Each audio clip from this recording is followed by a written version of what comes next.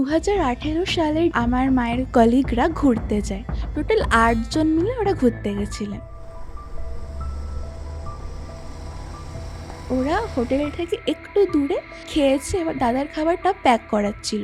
তখন দাদার মায়ের কাছে দাদার ফোন আসে, ফোনটা ধরে। তো তখন দাদা বলে, মা তোমরা তাড়াতাড়ি চলে এসো, আমার না এখানে থাকতে ভালো লাগছে না, এরকম ভয় ভয় করছে। বলছে, মা তোমরা যখন গেছিলে তখন তো বাথরুমের কল তোমরা বন্ধ করেই গেছিলে। আমি যখন রুমে বসেছিলাম, আমি বসে বসে ফোন দেখছিলাম, হঠাৎ আমি আওয়াজ পেলাম যে কল থেকে জল পড়ছে। আচ্ছা, তো এবার দাদা ধর্মর করে উঠে পড়ে আর বাইরে বেরিয়ে গেছে। দাদা সিঁড়ি দিয়ে নামছে, তো দাদাকে সঙ্গে সঙ্গে গিয়ে ধরেছে আঙ্কেল, যে কী হয়েছে, কোথায় যাবি তুই? তখন দেখছে দাদার গায়ে না জ্বর, আর পুরো চোখটা লাল হয়ে গেছে, চুল ফুল পুরো খাড়া। রাস্তা কোচি থেকে হচ্ছে মোটামুটি 4-5 ঘন্টা। কিছুক্ষণ যাওয়ার পর ওটা বুঝতে পারে যে ওরা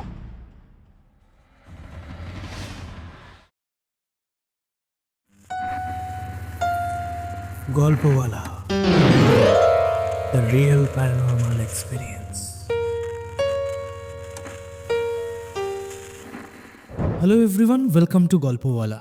আর গল্পওয়ালার আজকের হরর পডকাস্টে আমার সাথে রয়েছে শুভেচ্ছা চক্রবর্তী। মারাত্মক একটা ভয়ের পজিশনের ঘটনা সে আজকের পডকাস্টে আমাদের সাথে শেয়ার করেছে।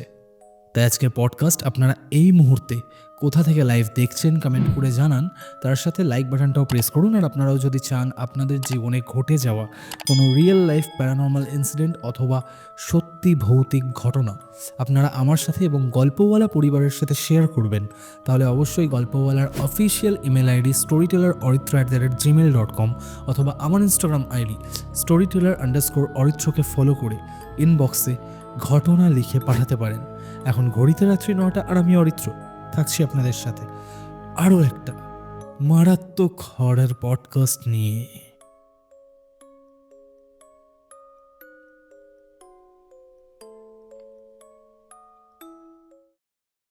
হ্যালো শুভেচ্ছা, হ্যালো, কেমন আছো?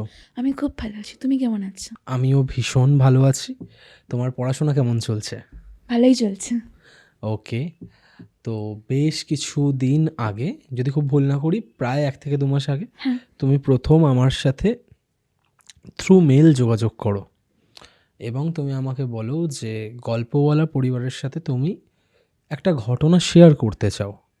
ওকে, তো ঘটনা তো শুনবো অবশ্যই, তবে তার আগে আমায় বলো যে গল্পওয়ালাতে আজকে তুমি প্রথমবারের জন্য এসেছো, তোমার কেমন লাগছে? আমার খুবই ভালো লাগছে। আমি কোনোদিন ভাবতে পারিনি আমি আসতে পারবো, বাট তোমাকে থ্যাংক ইউ সো মাচ যে আমাকে এখানে ডাকার জন্য। ওকে, থ্যাংক ইউ সো মাচ যে তুমি এতটা ছোট বয়সে তারপরেও তুমি যে সাহসটা দেখিয়েছো যে এতগুলো মানুষের সামনে তুমি একটা এক্সপিরিয়েন্স শেয়ার করবে, একটা ঘটনা শেয়ার করবে, তার জন্য অনেক অনেক ধন্যবাদ। কারণ তোমাদেরকে দেখে তোমাদের সমবয়সী আরও অনেকে সাহস পাবে যারা এই প্ল্যাটফর্মগুলোতে এসে কিছু অ্যাটলিস্ট শেয়ার করতে পারবে। ওকে, তো গল্পওয়ালা পরিবারের সাথে তুমি কতদিন যুক্ত রয়েছো? আমি 2024-এর লাস্ট থেকে গল্প শোনা শুরু করি। আচ্ছা, কেমন লাগে গল্পওয়ালা? ভালো লাগে, খুব ভালো লাগে। ওকে, তো আজকে তুমি যে ঘটনাটা শেয়ার করবে, এই ঘটনাটা কি পার্সোনালি তোমার সাথে ঘটেছে? না, আমার মায়ের কিছু কলিগদের সাথে ঘটেছে। আচ্ছা, তো এই ঘটনাটা তোমার মায়ের কাছ থেকে শোনা? হ্যাঁ, ওকে, তো কি ঘটেছিল একদম শুরু থেকে বলো। তো 2018 সালের ডিসেম্বর মাস নাগাদ আমার মায়ের কলিগরা ঘুরতে যায়। টোটাল ৮ জন মিলে ওরা ঘুরতে গেছিলেন। তো 2 জন আন্টি সিঙ্গেল গেছিলেন আর 2 জন আন্টি ফ্যামিলি নিয়ে গেছিলেন। তো একটা ফ্যামিলিতে ছিল আঙ্কেল, আন্টি আর দাদা, আর একটা ফ্যামিলিতে ছিল আঙ্কেল, আন্টি আর দিদি। তো প্রথমে ওরা সাউথের দিকে অ্যাকচুয়ালি ঘুরতে যায়। তো প্রথমে ওরা গেছিলো মাইসোর, সেখান থেকে উটি, সেখান থেকে কোয়েম্বাটোর। তো কোয়েম্বাটোর অবধি সব কিছু খুব ভালো ছিল, ওরা খুব ভালো ঘুরেছে। এবার কোয়েম্বাটোরে একটু ওদের লেট হয়ে যায়, কারণ ওরা অনেক জায়গা ফায়গা দেখছিল, তো ফটো তুলেছে। তো তারপর ওরা মুন্নার যাওয়ার কথা ছিল। তো এরকম কোয়েম্বাটোর থেকে মুন্নার পৌঁছতে মোটামুটি সন্ধে সন্ধে হয়ে গেছে। তো যখন মুন্নার পৌঁছালো, বেশ দেখছে মানে অলমোস্ট সানসেট হয়ে যাবে। তো এবার ওদের ওখানে মুন্নারে কোনো হোটেল বুক ছিল না আলাদা করে। তো ওদের ঠিক ছিল যেহেতু এক রাতের তো ব্যাপার, ইনস্ট্যান্ট একটা হোটেল বুক করবো, দিয়ে থেকে যাব। তো গেছে, এবার হোটেল খুঁজছে। এবার বেশ কয়েকটা হোটেল খুঁজেছে কিন্তু রুম পায়নি। এবার মুন্নার বাজারে একটা হোটেল পাওয়া যায়। তো ওরা জিজ্ঞেস করে যে এরকম আমরা 8জন আছি, রুম কি পাওয়া যাবে? তো ওরা বলছে যে হ্যাঁ পাওয়া যাবে। তো কিন্তু হোটেলটাতে ঢুকে ওদের না কিরম একটা কী বলবো, খুব অদ্ভুত একটা ফিলিং আসছিল, যেন মন খারাপ লাগে। তো ওখানে পূজা আন্টি বলে একজন ছিলেন, ওনার সবার আগে মনে হয়। তো উনি আর কাউকে বলেননি যে বাকিরা কী ভাববে। তো ওরা রুম পায়, মোট 3টে রুম নেয়। একটা রুমে দুটো আন্টি একসঙ্গে ছিলেন, আর বাকি রুমে ওরা ফ্যামিলি নিয়েছিলেন। তো হোটেলটা মোট 3টে ফ্লোর ছিল হোটেলটাতে। আচ্ছা। তো ওরা আমার 3rd ফ্লোরে ওরা থাকে। কিন্তু ওদের দেখে এটা আশ্চর্য লাগে যে পুরো ফ্লোরটাতেই ওরা একা, আর কেউ নেই। আচ্ছা। তো ওদের খুব অদ্ভুত লাগে। তো আর কিছু ভাবেনি, তাড়াতাড়ি রুমে গেছে। এবার রুমে গিয়ে ফ্রেশ হবে। দিয়ে এবার যেহেতু ওরা অনেকটা জার্নি করে এসেছে, খুব টায়ার্ড হয়ে যায়, তো ওরা ভেবেছে যে তাড়াতাড়ি ডিনার করে শুয়ে পড়বে, কারণ পরের দিন আবার ওদেরকে কোচির উদ্দেশ্যে যেতে হবে। তো এবার সবাই রুমে গেছে, ফ্রেশ হয়েছে। এবার যেই দাদাদের ফ্যামিলিটা ছিল, তো দাদা ওর মাকে বললো, মানে আন্টিকে বললো যে মা তোমরা যাও, আমি আর যাব না, আমার জন্য খাবারটা প্যাক করে নিয়ে চলে আসবে। তো আন্টি বলে কেন, তুই চ না, এখানে থাকতে পারবি তো? তো দাদা বলে হ্যাঁ হ্যাঁ তোমরা চলে যাও, আমার জন্য খাবারটা প্যাক করে নিয়ে চলে আস। এবার সবাই গেছে, একমাত্র দাদা ওদের রুমে একাই ছিল। আচ্ছা। এবার গেছে, এবার ওরা হোটেল থেকে একটু দূরে রেস্টুরেন্ট ছিল, ওখানে গিয়ে খেয়েছে। এবার খেয়েছে, এবার দাদার খাবারটা প্যাক করাচ্ছিল। তখন দাদার মায়ের কাছে দাদার ফোন আসে। ওর মা একটু অবাক হয় যে কেন ফোন করছে। তো তখন ফোনটা ধরে, দিয়ে বলে হ্যাঁ বল। তো তখন দাদা বলে তোমরা কী করছো? আর এখন আন্টি বলে কেন, তোর খাবারটা প্যাক করাচ্ছি। তো তখন দাদা বলে মা তোমরা তাড়াতাড়ি চলে এসো, আমার না এখানে থাকতে ভালো লাগছে না, কিরম ভয় ভয় করছে। ওর মা বলছে ভয় ভয় করছে, আচ্ছা দাঁড়া যাচ্ছি। এবার খাবার প্যাক করে গেছে। এবার গিয়ে দেখছে যে দাদা করিডোরটাতে পায়চারি করছে, কিন্তু যখন ওরা গেছিলো দাদা রুমের ভেতরে বসেছিল। তো গিয়ে জিজ্ঞেস করছে যে কী রে, তুই রুমের ভেতরে না থেকে এখানে কি করছিস? বলছে মা তোমরা যখন গেছিলে তখন তো বাথরুমের কল তোমরা বন্ধ করেই গেছিলে। তো তখন মা বলছে হ্যাঁ বন্ধ করেই তো গেছিলাম। বলছে আমি যখন রুমে বসেছিলাম, আমি বসে বসে ফোন দেখছিলাম, হঠাৎ আমি আওয়াজ পেলাম যে বাথরুম থেকে মানে কল থেকে জল পড়ছে। আচ্ছা। তো আমি ভাবলাম তো তোমরা হয়তো বন্ধ করে দিতে ভুলে গেছো, আমি গিয়ে আবার বন্ধ করে দিয়েছি, দিয়ে আমি রুমে চলে আসি। কিছুক্ষণ পর আবার ওরকম জল পড়ছে। তো আমার খুবই অবাক লাগে যে আমি এই তো বন্ধ করে দিলাম, আবার কি করে আওয়াজ হচ্ছে। তো আবার গিয়ে আমি অফ করি। আমি যেই বাথরুম থেকে বেরোচ্ছি, লাইটগুলো দপদপ করা শুরু করলো। আচ্ছা। তো তখন আমার খুব ভয় লাগে। তো আমি তোমাদেরকে ফোন করি। ফোন করার পর দাদা বলে যে দাদার চোখটা যেন লেগে যায়, হঠাৎ করে খুব ঘুম পায়। তো কিছুক্ষণের জন্য হঠাৎ ও ঘুমিয়ে পড়ে। 10 থেকে 15 মিনিট হবে। 10 থেকে 15 মিনিট পরে হঠাৎ করে ওর ঘুমটা ভেঙে যায়, আর ওর কী মনে হয় বাইরে চলে আসে করিডোর থেকে। তো তখন ওর মা বলে কী সব বলছিস, আরও দেখ হরর মুভি, তোর সঙ্গে এইসবই হবে। তো আর কিছু ভাবেনি, দিয়ে সবাই চলে গেছে রুমে, দিয়ে শুয়ে পড়েছে। কিন্তু আশ্চর্যের ব্যাপার এটাই যে ওদের ঘুমটা মানে খুবই ছাড়া ছাড়া হচ্ছিল। ছাড়া ছাড়া বলতে দাদার মানে খালি মনে হচ্ছিল যে কলটা থেকে জল পড়ছে। তো বারবার দেখছিল যে কলটা কি বন্ধ আছে না খোলা আছে, কিন্তু আঙ্কেল আর আন্টি কিন্তু কিচ্ছু শুনতে পায়নি। তো দাদাকে এমনকি বলছিল যে কি হয়েছে, কিছুই হয়নি, তোর মনের ভুল, ঘুমিয়ে পড়। দিয়ে এরম করতে করতে কোনো মতে রাতটা কাটে। এবার সকালবেলা হয়েছে, সবাই বাইরে গেছে, তখন পূজা আন্টিরও তখনও বেরোয়নি। তখন কটা 6টা 7টা হবে সকাল। যেহেতু ওদের কোচের উদ্দেশ্যে যেতে হতে তো একটু তাড়াতাড়ি উঠতেই হবে। তো তখন এই আঙ্কেল মানে দাদার বাবা ওখানে গিয়ে ওদের ঘরে নক করে যে কী গো তোমরা এখনও ঘুমোচ্ছ? তো কিছুক্ষণ নক করার পর পূজা আন্টি বাইরে আসে, দিয়ে বলে তোমরা এতক্ষণ কেন ঘুমোচ্ছিলে? তখন পূজা আন্টি বলে যে একটু ভোরের দিকে একটু বেশি ঘুমিয়ে পড়েছি তাই জন্য।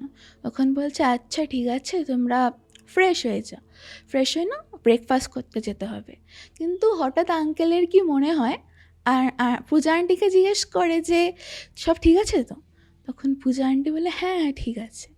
তখন পূজা আন্টি আবার ওই আঙ্কেলকে জিজ্ঞাসা করে যে আপনারা সবাই ঠিক আছেন তো? তখন বলছে হ্যাঁ ঠিক আছে। তো তারপরে ওরা রুমে যায়, গিয়ে ফ্রেশ হয়। ইতিমধ্যে যখন ব্রেকফাস্ট করার ওদের কথা ছিল তো নিজে যাচ্ছিল, হঠাৎ পূজা আন্টি বলে তোমরা যাও আমি আসছি। তো তারপরে পূজা আন্টি রিসেপশনে যায়, দিয়ে কী সব জিজ্ঞেস করে কিছুক্ষণ, মানে ওদের ফেসিয়াল এক্সপ্রেশন দেখে বলা হচ্ছিল ওরা মানে কিছু বলতে চাইছে না, লুকোনোর চেষ্টা করছে। একদম একদম। তো ওরা আসে, দিয়ে ব্রেকফাস্ট খায়, দিয়ে ওরা একটু হোটেল থেকে বেরিয়ে তোর গাড়িটা বুক করেছিল আগে থেকে, তো গাড়ি করে যায়। তো তখন ওই দাদার মা সবাইকে বলে জানো কালকে আমার ছেলের সঙ্গে এরকম হয়েছে। তো তখন পূজা আন্টি বলে আমাদের সঙ্গেও একটা জিনিস হয়েছে, ওই জন্য আমি রিসেপশনে গেছিলাম। তখন বলছে কি হয়েছে? তো এবার পূজা আন্টি বলতে শুরু করে। তো পূজা আন্টিদের রুমের ডেসক্রিপশনটা আমি একটু দিয়ে রাখছি। তো এরকম স্ট্রেট ঢুকে লেফট সাইডে হচ্ছে বেড, বেডের পাশে হচ্ছে bed side table, bed side টেবিলে একটা জলের গ্লাস রাখা ছিল, ওর মধ্যে একটা ঢাকনা দেওয়া ছিল ওপরেরটা। তো আর লেফট সাইডে হচ্ছে একটা জানলা, জানলায় পর্দা দেওয়া ছিল, তখন ও অবভিয়াসলি অনেক রাত, দেখবে তো না কি আছে। আর বেডের সামনে হচ্ছে একটা ছোট্ট মতো ওয়ার্ড্রপ, আর রাইট সাইডে হচ্ছে বাথরুম। তো এবার যেহেতু ওদের সঙ্গে সঙ্গে মর্নিংয়ে বেরোতে হবে, তো যেই একদম সকালে যে জিনিসপত্রগুলো লাগে, ব্রাশ, টুথপেস্ট, ওয়াচ, ওইগুলো ওরা বের করে রেখে দিয়েছিল। তো এরকম খেয়ে এসে ওরা শুয়ে পড়েছে। এবার আস্তে আস্তে মানে একটু তন্দ্রা মতো আসছে, হঠাৎ কিছু একটা আওয়াজ হলো। এবার ধড়মড় করে উঠে বসেছে যে কী হলো রে বাবা। তো তখন সঙ্গে সঙ্গে লাইটটা জ্বালিয়ে দেখছে টেবিলে জিনিসপত্রগুলো রেখেছিল সব পড়ে গেছে। আচ্ছা। ভাবলো যে কী করে পড়লো, কারণ পাখা তো চলছে না, কারণ খুব ঠান্ডা তখন। তো ওরা আবার তুলে আবার লাইটটা অফ করে শুতে যায়, আবার সেম আওয়াজ। আবার লাইটটা জ্বালিয়ে দেখলো, তখন দেখছে যে পড়ে গেছে। তো তখন আরেকজন যে পূজা আন্টির সঙ্গে যে আরেকজন আন্টি ছিল, তখন বলছে যে কী সব হচ্ছে বলো তো, বাকিদের কি একবার ফোন করে বলবে? তখন পূজা আন্টি বলছে না না, এখন তো রাত, সবাই হয়তো ঘুমিয়ে পড়েছে, কাউকে ডিস্টার্ব করাটা ঠিক হবে না। তো এবার বলেছে পূজা আন্টি বলছে যে রেখে দাও, কালকে সকালে দেখা যাবে। তখনও আলোটা জ্বলছে, পূজা আন্টি বেডে বসেছে, হঠাৎ করে দেখলো যে কালো মতো কিছু একটা হঠাৎ কোথা থেকে এসে জানলার দিকে চলে গেল। জানলার তো পর্দা দেওয়া ছিল, তো পর্দাটা উঠলো, দিয়ে কোথাও একটা চলে গেল। পূজা আন্টি ভয় পেয়েছে, বেশ ভয় পেয়েছে, কিন্তু আর একজন আন্টিকে বুঝতে দেয়নি, কারণ উনি একটু ভীতু টাইপের, তো যদি খুব ভয় পেয়ে যায়। তো তখন লাইটটা অফ করে শুয়ে পড়েছে। কিন্তু পূজা আন্টির চোখে তখনও ঘুম নেই, কারণ ওই সবই উনি ওই জিনিসটা দেখেছেন। তো হনুমান চালিসা ওনার মুখস্থ ছিল, তো করতে করতে একটু মানে ঘুম তো খুব মানে ভয় লাগছে, আবার পরের দিন বেরোতেও হবে, তো চোখ বন্ধ করে পড়েছিল। পাশের আন্টি ঘুমিয়ে পড়েছে। তো এরকম করতে করতে ভোরবেলার দিকে আন্টির একটু চোখটা লাগে, তো ঘুমিয়ে পড়ে। তারপরে ওই 6টায় ওঠার কথা ছিল, তো উঠতে উঠতে তো 7টা বেজে যায়। তখন নক করলো ওই আঙ্কেল, তো তারপরে তো নক করে বললো যে হ্যাঁ। এবার রিসেপশনে যাওয়ার আগে পূজা আন্টি ঠিক করলো যে জানলাটা একবার খুলে দেখি তো, কাল রাতে তো দেখাই হয়নি। তো পর্দাটা খুলে দেখলো যে জানলাটা ইট দিয়ে গাঁথা। ইট দিয়ে গাঁথা? ইট দিয়ে গাঁথা। আর ওকে। ঠিক এক বেগদা মতো ফাঁক, মানে কিছু যেতেই পারবে না। তাহলে ওই যে কালো জিনিসটা দেখেছিল ওটা কী ছিল আর কোথায় বা গেল? তো পূজা আন্টির বিশাল অবাক লাগে। তো সেই জন্য উনি রিসেপশানে গিয়ে জিজ্ঞেস করে যে কী ব্যাপার। ল্যাঙ্গুয়েজ একটা খুব বড় প্রবলেম ওখানে, ওদের ল্যাঙ্গুয়েজকে ওরা ভালো করে হিন্দি ওরা বুঝতেও পারছে না। তো সেই মানে তারপরে অনেক জিজ্ঞেস করার পর ওরা কিছু মানে লুকিয়ে যাচ্ছে, বলছে না না কিছু নেই। তো তখন আরেকজন যেই ফ্যামিলি ছিলেন, ওই দিদির ফ্যামিলিটা, তো তখন বল তোমাদের সঙ্গে এটা কখন হয়েছে বলো তো? তখন বলছে ওই 12টা 12:30 হবে। তো তখন ওই আন্টি বলছে কালকে তো আমাদের সঙ্গে এরকম একটা ব্যাপার হয়েছে। তখন পূজা আন্টি বলে কি হয়েছে? তো ওরা তো একদম থার্ড ফ্লোরে ছিল বললাম, তো তার উপরে একটা ছাদ ছিল। ওই রাতে ওরা মানে ওপর থেকে আওয়াজ পাচ্ছিল যে খুব জোরে জোরে ইট ভাঙছে বা পেরেক গাঁচ্ছে, আমার মিস্ত্রিরা কাজ করলে যেমন আওয়াজ হয় সেরকম। আচ্ছা। তো তো ওরা ভাবে যে এত রাতে কোনো হোটেলে কেন এভাবে কোনো মিস্ত্রি কাজ করবে। হুম। তো তখন আঙ্কেলকে বলে যে রিসেপশনে কালকে গিয়ে জানতে হবে। আঙ্কেল বলছে হ্যাঁ দাঁড়াও না, কালকে আমি গিয়ে দেখছি। এবার বেশ মানে ওরা ঘুমোতেই পাচ্ছে না, এত জোরে জোরে আওয়াজ হচ্ছে। কিন্তু দুটোর পর মানে 2 থেকে 3টের মাঝখানের পর ওই আওয়াজটা হঠাৎ করে বন্ধ হয়ে গেল। হঠাৎ করে, যেমন হঠাৎ করে শুরু হয়েছিল, হঠাৎ করেই বন্ধ হয়ে গেল। এবার ওরা মানে একটু নিশ্চিন্ত হয়ে কোনো মতে ঘুমিয়েছে। তো এরম গাড়িতে তো এরম গল্প করছে ওরা।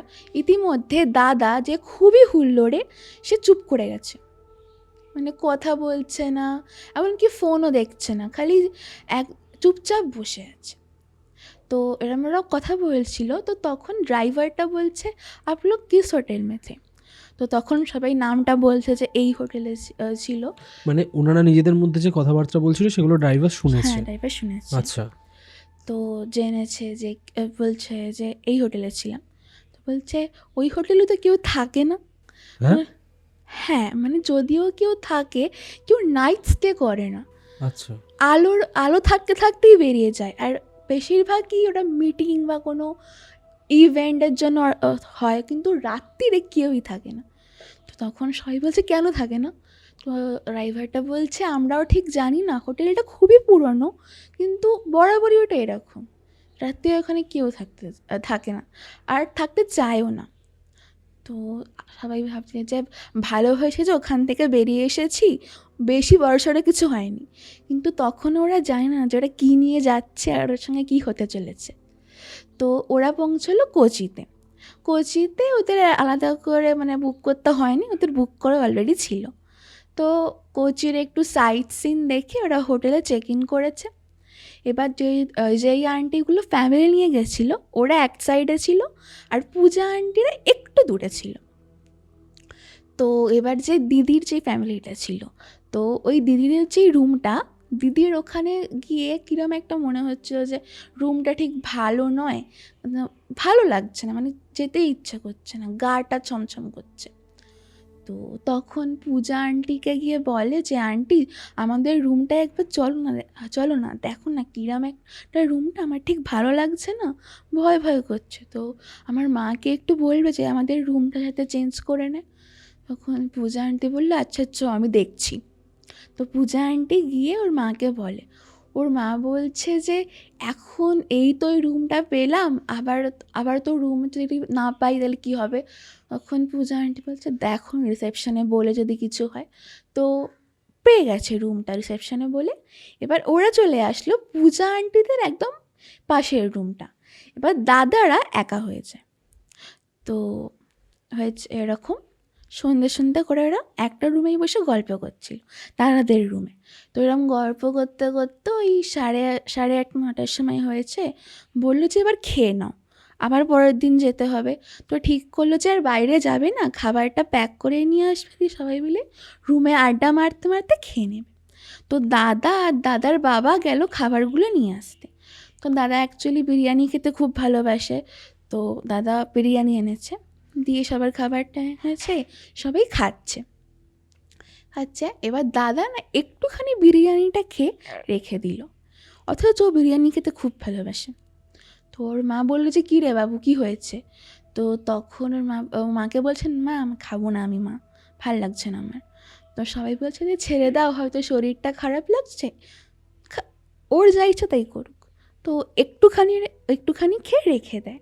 এবার আরও কিছুক্ষণ গল্প করে ওই 10টা 10:30 নাগাদ সবাই বলল যে না এবার ঘুমিয়ে পড়তে হবে, কারণ পরের দিন বেরোতে হবে। সবাই চলে গেছে রুমে যে যার। এবার আন্টিরাও রুমটা বন্ধ করে শুয়ে পড়েছে। তো দাদাকে বলল যে তুই তো আগের হোটেলে ভয় পাচ্ছিলি, তুই একটা কাজ কর, তুই আমাদের মাঝখানে শো। তো মাঝখানে শুয়েছে দাদা, একদিকে শুয়েছে আঙ্কেল, একদিকে শুয়েছে আন্টি। তো এবার চোখ বন্ধ করে সবাই শুয়ে আছে। এবার আন্টি বুঝতে পারছে যে দাদার ঘুম আসছে না, দাদা একবার এদিক ওদিক করছে। তো তখন দাদা ওর মাকে বলছে যে মা আমি একবার ঘুরে আসবো বাইরে এটা থেকে, আমার ঘুম আসছে না। তো তখন ওর মা বলছে উফ আবার তুই শুরু করলি, আগের হোটেলেও ঘুমোতে দিসনি, এই হোটেলেও ঘুমোতে দিবি না, কি ঠিক করেছিস তুই? তখন দাদা বলছে না আমাকে প্লিজ একটু বাইরে যেতে দাও, আমি একটু ঘুরেই চলে আসবো। তখন ওর মা বলছে যা ইচ্ছা কর, আমি জানি না।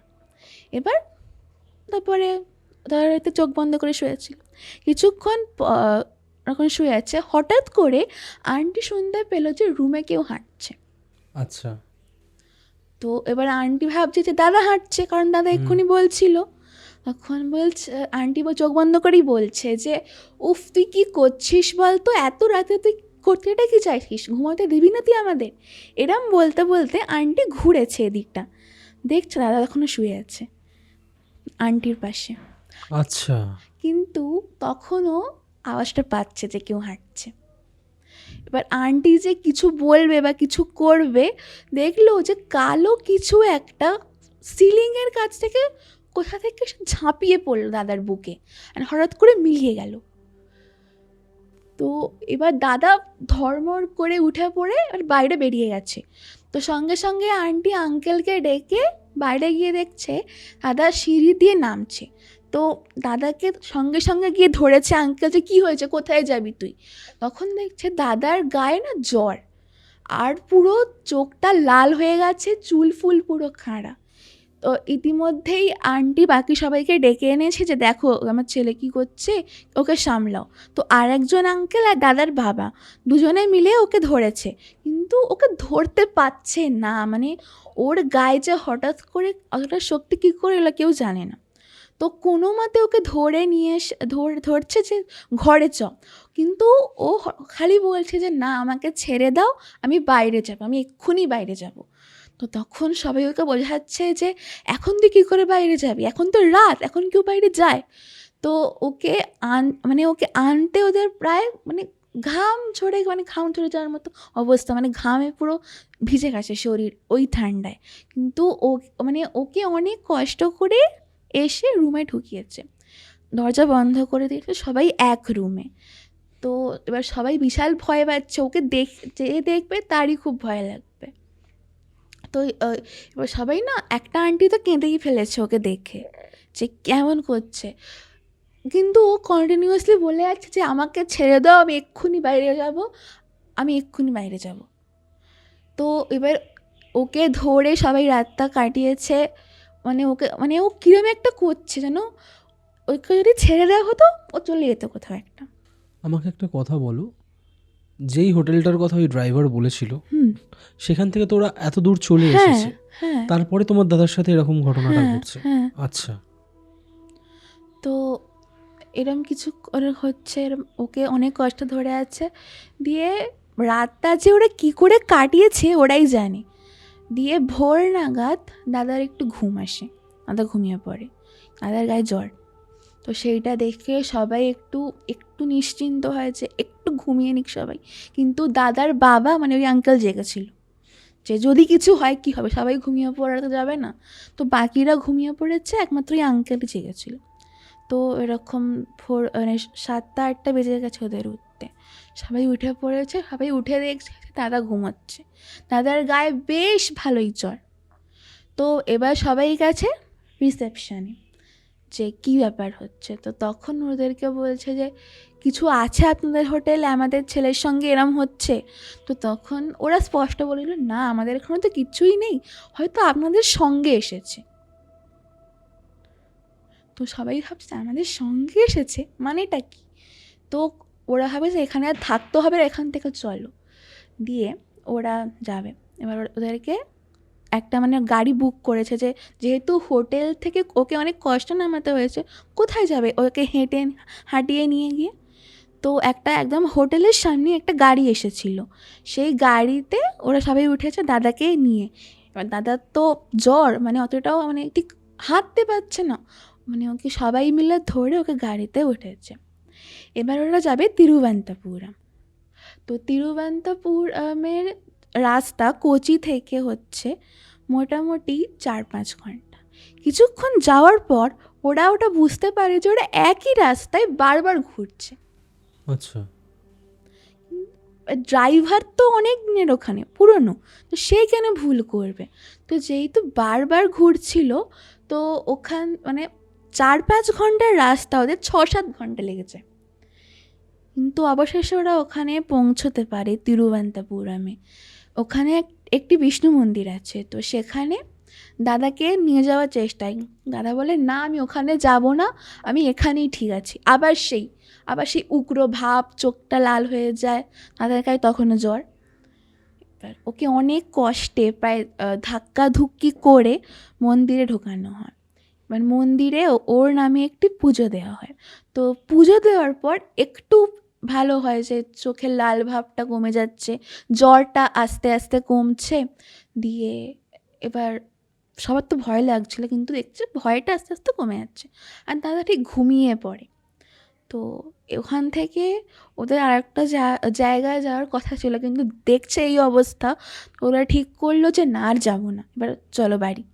তো ওখান থেকে ওরা ব্যাক করে ওয়েস্ট বেঙ্গলের উদ্দেশ্যে। কিন্তু ওয়েস্ট বেঙ্গলে এসেও পুরোপুরি মানে ঠিক হয়নি। তো এবার অনেক জায়গায় দাদাকে দেখানো হলো, অনেক অনেক কিছু রিচুয়ালস করে ঝাড়ফুঁক করিয়ে দাদা আপাতত ঠিক আছে। কিন্তু দাদা যে ওই যে কোচির হোটেলে ঢুকলো অ্যান্ড ওয়েস্ট বেঙ্গলে এলো, তারপর ওই যে মাঝখানের যে গ্যাপটা, তাদের কী হয়েছিল মনে নেই, ওর কাছে ওটা ইনভিজিবল। মানে কোচিতে পৌঁছানোর পর সেই রাত থেকে তারপর যখন নিজের বাড়িতে ফিরলো, হ্যাঁ। ওই ট্রান্সটাতে তোমার দাদার কিচ্ছু মনে কিচ্ছু নেই। মনে নেই। ওকে। ওর লাস্ট মনে আছে মুন্নাদের হোটেল থেকে আমি বেরিয়েছিলাম, কোচির হোটেলে ঢুকেছিলাম, ব্যাস। কিন্তু কী যে ছিল বা কোত্থেকেই বা এলো, সেটা এখনও কেউ জানতে পারেনি। আর ওরা তো কেউ বলতেও চাইছিল না যে কী হলো। তো এই ঘটনাটা পুরোপুরি কি তোমার মা নিজের চোখের সামনে ঘটতে দেখেছে? আমার মাও শুনেছে। আচ্ছা, মানে তোমরা কেউ ওখানে আমরা প্রেজেন্ট ছিলাম না, ছিলে না? আমরা শুনেছি, মানে যাদের সঙ্গে হয়েছে তারা অ্যাকচুয়ালি খুব ক্লোজ, তো তারা আমাদের ঘটনাটা বলেছিল। আচ্ছা, তা এখন সেই দাদা কেমন আছে? এখন আগের থেকে অনেকটাই বেটার আছে। ওকে, তো এটাই ছিল তোমার ফার্স্ট এক্সপিরিয়েন্স। বেশ ভালো লাগলো। হ্যাঁ, ঘটনাটা ছোট, হ্যাঁ, বাট ঘটনাগুলো যে কতটা সত্যি সেটা তোমার বলার পরিপ্রেক্ষিতে বোঝা যাচ্ছিল যে, আর অবশ্যই তুমি পুরো ঘটনাটাই শুনেছো, তো সেই অনুযায়ী তুমি আজকে আমার সাথে শেয়ার করলে ঘটনাটা। তো গল্প বলাতে এসে এরকম একটা প্ল্যাটফর্মে তুমি আজকে ফার্স্ট টাইম কিছু শেয়ার করতে পেরেছো, তো তোমার ফিলিংসটা কেমন লাগছে তোমার? প্রথমে একটু নার্ভাস লাগছিল যে আমি পারবো কি পারবো না, হ্যাঁ, সেটা But- বোঝা যাচ্ছিল।